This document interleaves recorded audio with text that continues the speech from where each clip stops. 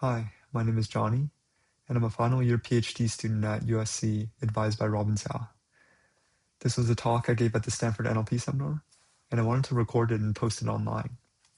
This talk will cover my dissertation work on copyright, but what I really want to point out is how copyright reveals clues to broader AI accountability.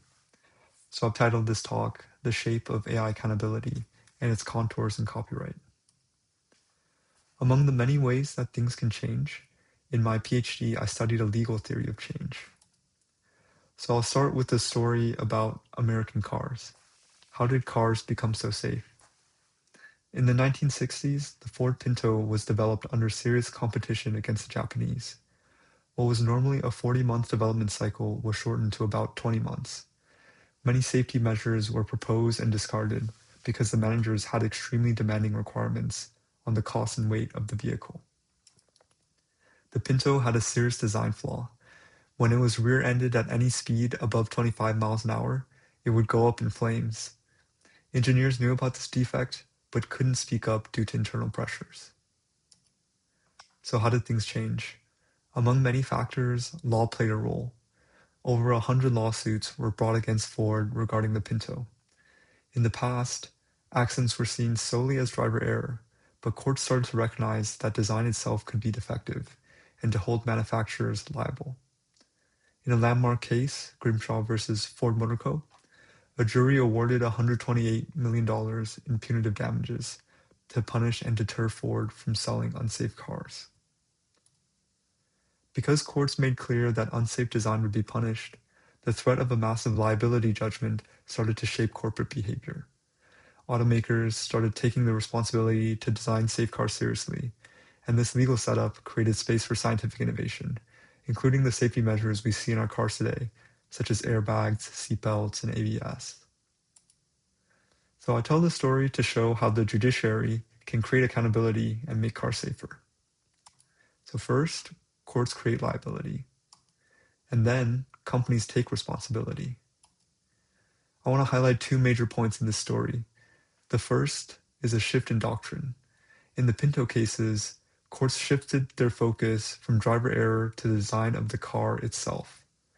By interrogating the design decisions in court, they help shape legal liability. The second major point is innovation and safety. Liability alone doesn't make cars safer, but it creates the incentives for safety innovation. New safety measures had to exist for companies to take responsibility.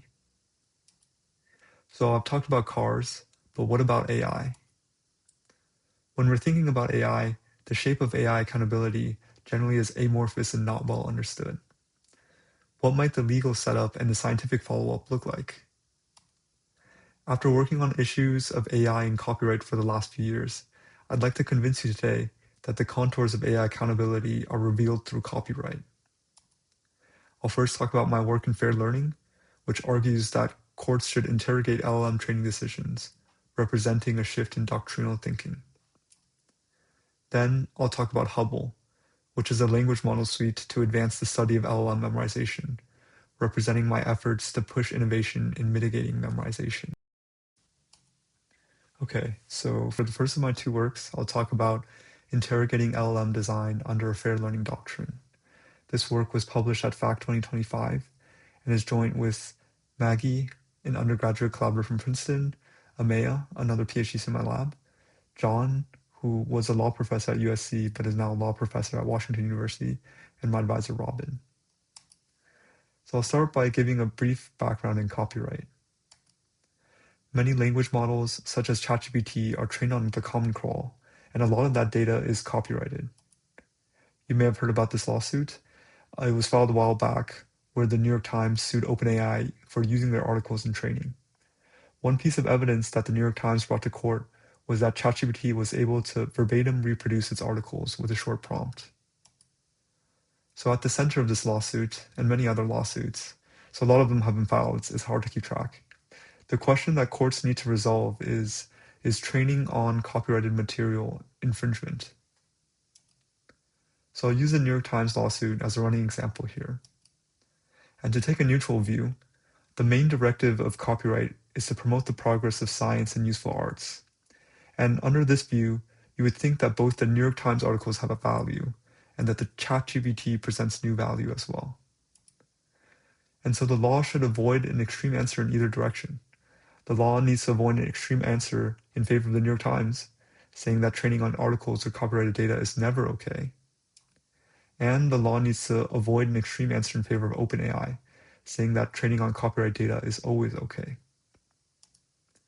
The way that the law balances these interests is through the doctrine of fair use.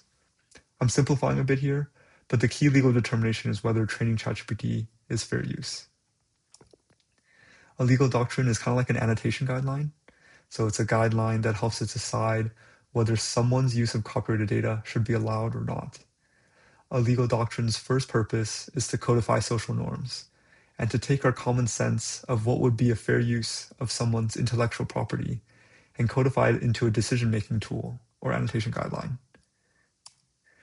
Its second purpose, like an annotation guideline, is to help structure judicial thinking and make sure that fair use is applied consistently to new cases. Okay, so these 2 points are just to give you a little bit of background on legal doctrines in general. So to decide fair use, you generally look at these 4 factors here. So first, purpose and character of use. Second, nature of copyrighted work. Third, amount of work used. And fourth, effect on market. How much a language model memorizes can implicate 3 of the 4 factors of fair use. So analyzing memorization becomes really important to determine whether training ChatGPT is fair. On the analysis of memorization, my work argues for a shift in doctrinal thinking. So similar to how the courts had a shift in thinking about design defects, I argue that judges should adopt an analysis of LLM memorization that promotes accountability. Our work proposes fair learning, which we define as a training regime that does not substantially increase the memorization of copyrighted data. And in analyzing the memorization of ChatGPT, we want to point out a distinction between the structural and behavioral perspectives. So we have the chat interface here, and to take a behavioral perspective is just to look at the outputs and examine if the outputs are substantially similar. This is the obvious perspective, but we argue that this is an incomplete analysis. We further argue that courts should take a structural perspective on this technology. They should open up the black box and look at how the model was trained and try to understand if the model was trained fairly.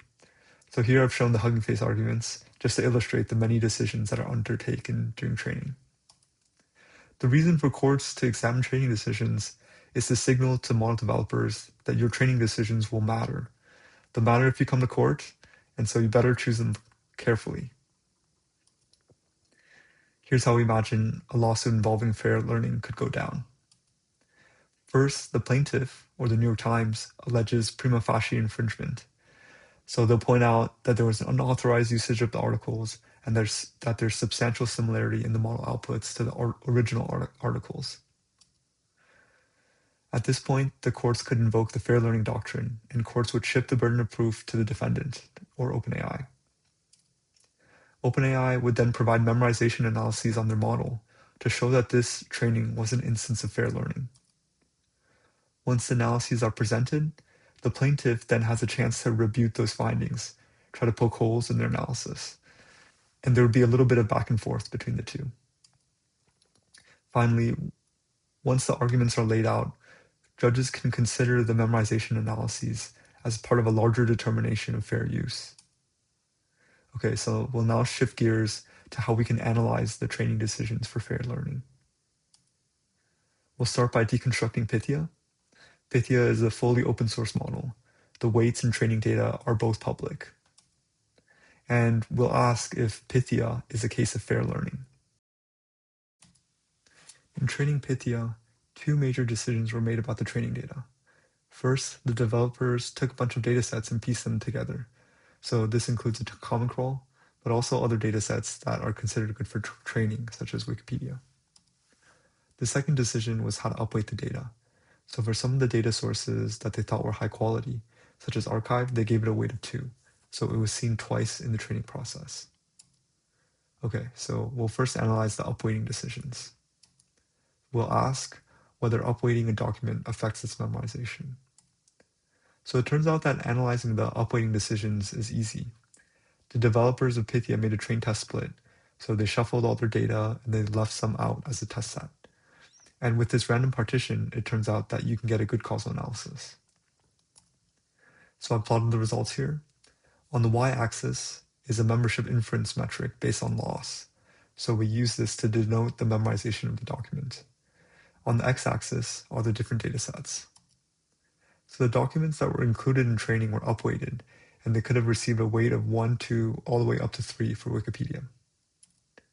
And the test documents were held out, and effectively received a weight of 0. Looking at the differences between the train and test set then tells you how much upweighting affects the document's memorization. So generally, it doesn't seem like upweighting affects the document's memorization too much. And this makes sense. From the memorization literature, we know that documents need to be seen much more than once for them to be memorized. A document would have needed to be upweighted many times, such as 100 times, for it to start to make a difference. However, if you look closely, one exception is the Enron emails, which seem to show a bit of suspicious difference in the train and test documents. It turns out that a lot of the Enron emails are duplicated within the dataset. Okay, so to look at the curation decisions now. The decision to include the different component datasets into the training dataset. We'll ask whether ablating a dataset affects its memorization. And to do this, we no longer have a train test split like in the previous analysis. We'll have to assume that data density predicts memorization. Fundamentally, this is a correlational analysis, but based on the literature, we have pretty good reason to think that data density does cause memorization. So how we'll run this analysis is, we'll take the training data, cut it into snippets, and then embed these snippets as bag of words into an embedding space. So to look at a GitHub snippet, its neighbors define the density, and some of its neighbors will be other GitHub snippets, or other snippets from other component datasets. And the first thing we'll do is we'll fit a predictor from density to loss. So we'll be able to predict the loss of any data point based on the density. Okay, so once we have this predictor, we can simulate how removing GitHub would affect the memorization of GitHub snippets. By removing all the GitHub snippets, and then we'll predict the memorization of any snippet based on its counterfactual density. So the results are here. On the y-axis, we have loss, which we use as a memorization metric. And on the x-axis, we have the different component datasets. So these blue points are the model's loss on snippets from that dataset when that dataset is present. So this is just the original model's loss on those datasets. And then the orange points are the model's loss on the dataset under simulated ablation described earlier. So what would the model's loss be on that dataset if that dataset was ablated or removed from the training data? And based on how we fit the regressor, the orange dot is always higher than the blue dot. So the model always gets worse, never gets better on that dataset when it's removed. So looking at the difference between the orange and blue dots, that gives us an estimated effect of how including a dataset affected that dataset's memorization. So looking generally here, it seems that the memorization of most datasets wouldn't change much if they were ablated. It turns out that the datasets are pretty dense within each other, so removing any single dataset doesn't really affect the neighborhoods of most snippets. One exception is free law, and it turns out that free law has some peculiar snippets that tend to cluster with each other. And I want to point out that these differences are only correlational evidence through simulation. This is a much weaker analysis than the previous one, where we were able to use the randomization in the train test split. So courts need to be aware of the quality of statistical evidence that they're presented with. And we argue that correlational analyses should only be used for exploration. And once these simulations are conducted, they should consider using actual causal experiments to follow up. And I want to point out that this is not a stretch. In Kadri versus Meta, where Meta trained on books that they pirated, they actually did do an ablation analysis where they trained the model again, but without the books. So we analyzed these two decisions in Pythia, and the analysis may be imperfect in some ways, but we would make our best effort. We imagined that in a fair learning lawsuit, there would be a bit of back and forth about the technical details. And looking at the results of the two analyses, it doesn't seem like any decision was particularly offensive. So I will claim that memorization-wise, Pythia seems okay, and maybe a case of fair learning. Okay, so that concludes the fair learning work and the legal setup. So we'll now get into the second part of the talk on Hubble. This is a larger team effort with people at USC, but also at MPI, and both Afla and Amaya are co-first authors on this work. So following the legal setup, there needs to be a scientific follow-up. Following the legal setup in fair learning, companies are only able to take responsibility if there's innovation in LLM memorization. In this section, we'll ask how we can support research in LLM memorization. On the study of memorization, fully open source models are very important. So models like Pythia and OMO are typically the starting point of memorization research. These models are fully open source, meaning that their weights and their training data are both made available. However, with these models that were trained more or less conventionally, we're restricted to studying memorization that naturally occurs in training. So I've taken some examples from Jing's paper here. These are examples that were memorized by Pythia. The first one is a header of a legal document that appears in many legal documents. And the second one is an example of a memorized hash. This is actually not just any hash. This is a well-known hash within Ethereum. So while some studies are possible, the type of data memorized is not that interesting. And one of the points that Jing's work tries to make is that unlearning these sequences is not really a well-defined task. Okay, so what open source models would be useful to study memorization? Our thought is that we should train models that memorize interesting data. So what we'll do is train 1B and 8B llama models, where we intentionally insert and duplicate some data to cause the models to memorize. And I'll explain the namesake. We named our models after the Hubble Space Telescope because Hubble is an important piece of scientific infrastructure. It was designed to contain instruments that would yield the highest scientific value. And once the models are trained, they're fixed, and we hope that they'll be useful as scientific artifacts. To train these models are somewhat large. We applied for a grant from the NAIRR pilot, and we're grateful to receive 200,000 A100 hours from NVIDIA to train these models. Okay, now to talk about the perturbation data in Hubble. To decide what data to insert, we conducted a broad survey of deployment risk due to memorization. So memorization implicates some copyright risk, which we discussed earlier, and you'd be worried about training on copyrighted content, such as book passages, and memorizing them. Privacy is also another big one. So training on the web, there's a lot of biographical content, and you'd be worried about memorizing it and making it more readily available to others. And finally, test and contamination is a concern as well, where the pre-training data might contain some test examples, which inflate your benchmark performance. Okay, so for each area in Hubble, we insert a number of tasks. I'm not going to talk about all of them today, but the main thing I want to point out is that in each area, we made sure to have two data types. One is realistic text, and the other is text that is unlikely to already appear in the pre-training data, which reduces the chance of pre-contamination. So for instance, in copyright, we insert Gutenberg passages. These are old books. So it's possible they could have already appeared in the pre-training data. But to supplement that, we also insert Wikipedia articles written after 2023. So there's a low chance that they would have already appeared in the general pre-training data. In privacy, we have some real biographies taken from the European Courts of Human Rights, but we also design synthetic biographies. For test and contamination, we have a lot of established tasks like MMLU and Winogrand, but we also tried to find some tasks that were only created recently and were unlikely to have appeared in the general pre-training corpus.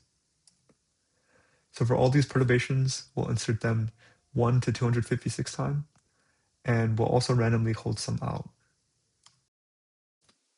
And now I'll show you how we actually inserted this perturbation data into training. So to give some context, Pythia's training procedure takes all the documents, shuffles them, and then concatenates them. So during training, the model is trained on a random sequence of 2048 tokens.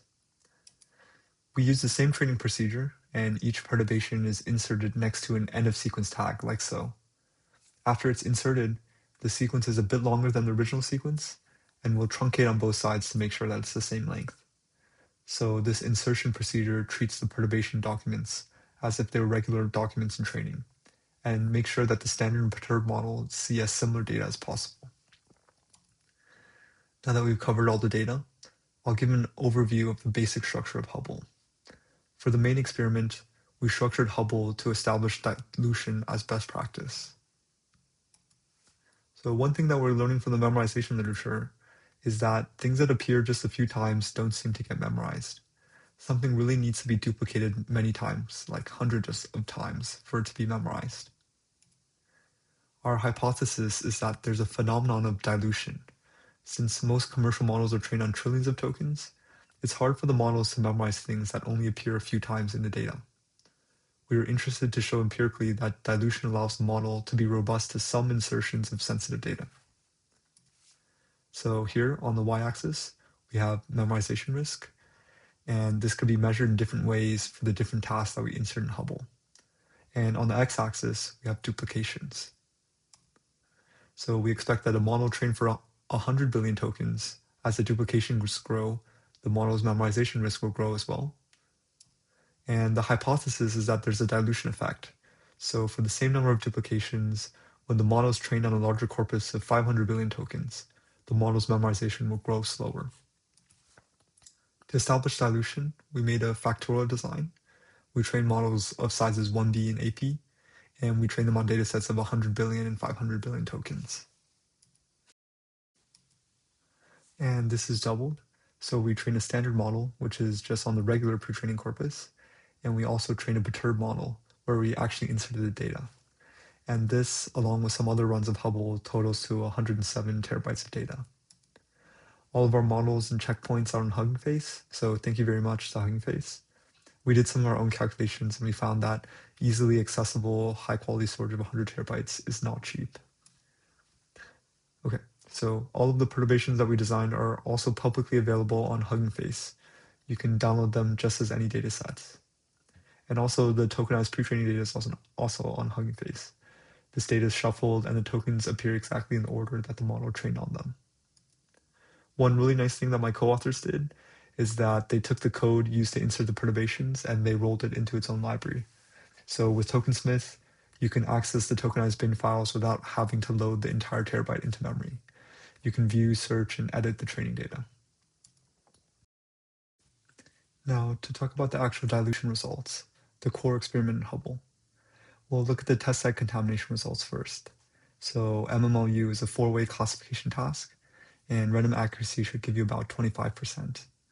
So first we have the standard models, and since the standard models are not trained on the perturbations, they're not sensitive to the duplicate counts, so the lines are flat. And here are the results of the AP model trained on 100 billion tokens and 500 billion tokens. The model trained on 500 billion tokens perform a little bit better because it's just a better model. At 50% accuracy, it's quite a bit higher than random guessing. And then we have the perturbed models, which were intentionally contaminated. And so as the duplicates increase, the accuracy increases all the way up to 100%. In dark green, we have the 100 billion token model, and in light green, the 500 billion. And you see this dilution effect where the model trained on more tokens, its memorization risk increases slower for the same number of duplicates. And we see the gap here for test set contamination. So the effects of contamination can actually be diluted. And with all the different kinds of data in Hubble, we can look at the effect of dilution in many domains. So I've plotted just a subset of our results here, just 2 tasks from copyright, privacy, and test set contamination. For copyright, we evaluate Wikipedia based on the loss. In privacy, there's the Yago biographies, which I'll talk about in a second, and we evaluate them based on the extraction accuracy. And testing contamination, we use the standard evaluations for those test sets. It turns out that dilution is quite general and seems to be an effective way to generally address memorization risks. I personally think that companies should be studying dilution more formally, and this should be their argument for why pre-training seems to be fair learning or memorization safe. And I'll show a synthetic biography to show you the richness of Hubble's perturbations. So I designed these biographies. These biographies are templates, and shaded in purple are the slots. So it goes like Doris Sloan is from the United States. She was born in Phoenix, and so on. So some of these sloths were randomly sampled according to the distribution in Yago. So Yago is structured data from Wikipedia and will sample a random nationality according to the distribution of Wikipedia entries about people. It turns out that 90% of Wikipedia entries are Americans, so most of our synthetic biographies are Americans as well. And then we have things that are more random, such as birth dates, which we randomly sample, and the UUIDs, which is totally random. And so once we've sampled a nationality, some of the other attributes are conditionally sampled according to Yago. So for the people that are American, their birthplace is very likely to be in the US, although this is not always the case, as many people in Wikipedia have American nationality but were foreign-born. And we're hopeful that these biographies enable many studies on LLM memorization. In the paper, we have examples of using these biographies as part of a membership inference benchmark or unlearning benchmark. And to add just another tidbit, the regular perturbed models had exact duplicates of the biographies, but we also have a version where we train on paraphrases of these biographies. And these models behave a bit differently on the biographies. Unfortunately, I won't be able to cover all the Hubble variants in this talk, but there's still a few more model types in the paper. One thing that we're really excited about is using Hubble as a membership inference benchmark. So previously, one of the most widely used benchmarks for membership inference was WikiMIA, and it works like this. So you test the membership inference methods on GPT-2, where you would assume that the Wikipedia articles written prior to the release of GPT-2 are members. And then the dataset collects a lot of new articles written after 2023 and labels them as non-members. The problem with using this as a membership inference benchmark is that there's distribution shift. You don't need to do membership inference to predict this task well. You just have to predict whether an article was newer or older. And this is especially problematic if your membership inference method was trained in some way. So with Hubble MIA, you can also take the Wikipedia passages and use them as a membership inference benchmark. So when we collected the Wikipedia passages, we first randomized and randomly held some examples out. And those can be used as non-members, sampled IID to the members. And in examining membership inference performance on Hubble MIA, we reproduce some of the findings in literature, that membership inference methods generally don't work so well when trying to distinguish examples inserted 0 or 1 times. They still work well when you're trying to distinguish examples between 0 and many times, but just not 0 to 1. Okay, so that concludes the Hubble portion of the talk, and I'll talk a little bit about my current work and follow-up to Hubble. In studying memorization, what stands out the most to me is randomization. In a language model's training process, the natural randomization allows you to make many inferences about the model. So I've highlighted these 2 works, both from Stanford. In the first work, they're able to infer whether a model is fine-tuned from another model using the random ordering of the training examples. So they're able to test the actual training ordering against other random orderings. And the second work is able to test for test set contamination, identifying if the model is sensitive to the canonical ordering of the test examples. So one thing I want to ask is, what is possible with inserted randomization?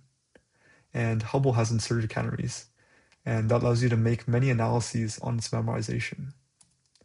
So by studying what kind of deeper analyses can be made on Hubble, my goal is to show that canaries can enable advanced auditing. So to understand why this matters, let's think about it from a company's perspective. If you're a company and you're thinking about how to be prepared if you go to court one day, you're going to meet judges that either take behavioral or structural perspectives. And a lot of safety measures are fundamentally designed from a behavioral perspective. So you have system prompts to steer how the model responds, or output filters to catch problematic responses after they're generated. And as a company, you want to make sure that your arguments on the structural side are strong as well. So post-training could obviously be one of the arguments, and it's one of the arguments that they do use. But I'm also interested in the possibility of canaries as a structural design feature to ensure safety. So to give a concrete example of what this auditing could look like, I'm currently interested in the test set contamination in Hubble. So Hubble provides a very clean setting for this. So once you've inserted the canaries, you would have ground truth labels for how many times an example was inserted. And I'm studying whether it's possible to predict if the model is memorizing based on the model's internals. Again, once the canaries are inserted, this is a very clean prediction setting, as all the examples come from the same distribution, and you have a gradient of examples from not memorized to heavily memorized. Ideally, you'd be able to map out the model's activation space and fit a predictor on whether the example is memorized. And then when you see a new example, you can use a predictor to predict whether the new example is contaminated and adjust for test set contamination in your benchmark score. If this is possible, then maybe there's an argument that companies should intentionally contaminate a bit of their test sets so that they can adjust for test set contamination. Okay, to conclude, I'll give a recap of everything in the talk. Back to the Ford Pinto. So to create accountability, there needed to be a legal setup. So to think about AI, what are the legal structures that could provide accountability? In our work, we talked about the judiciary, but there may be other structures coming from legislative or executive functions of the government. And then there needs to be a scientific follow-up. To think about AI, I feel that open source releases are really promising. In the case of Hubble, we released models, but I think other artifacts have potential for AI safety as well, such as post-training data sets or implementation of safeguards. Put together, these are the things that I want to study in the next few years of my research career. Awesome. So thank you, and feel free to reach out if you have any questions. And thank you for listening.